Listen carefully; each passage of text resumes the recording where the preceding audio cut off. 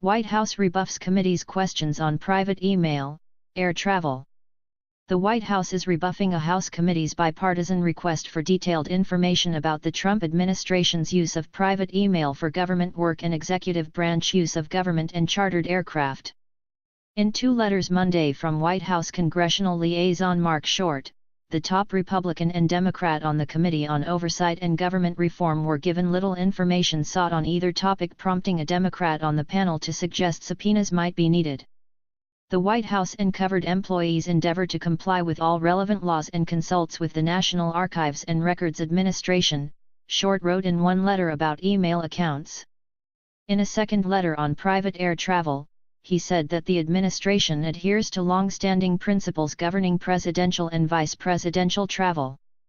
But, he added, not all executive office air travel falls under the White House Chief of Staff's supervision, and that the heads of those components are in the best position to respond to requests from your committee concerning legal compliance.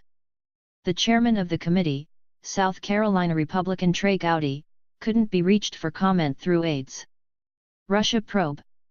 White House use of private email has become part of congressional probes into Russian interference in the 2016 elections, as well as whether the administration followed federal laws requiring such records be preserved.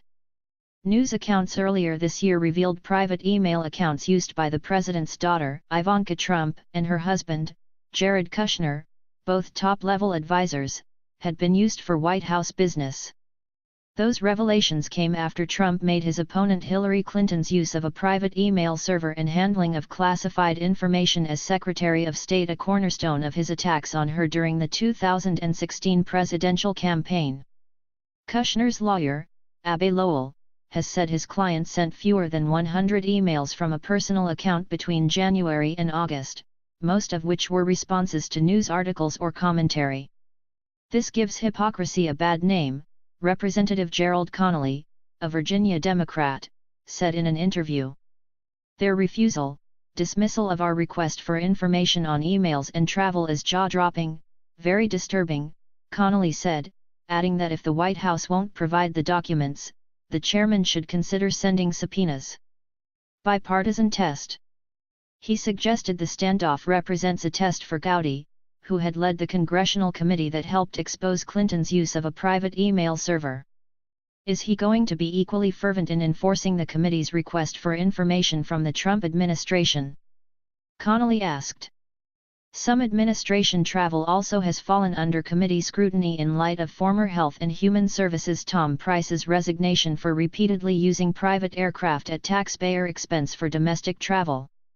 Several other officials have been identified for their use of chartered jets or military aircraft as opposed to taking commercial flights. The panel had asked the White House and all 24 federal agencies to account for senior officials' travel by Monday. The White House response to both the email investigation and the charter plane investigation has been almost non-existent, Maryland Representative Elijah Cummings, the committee's top Democrat, said in a statement.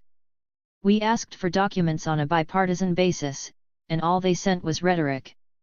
The White House response is offensive, and it remains to be seen whether our committee will do anything about it.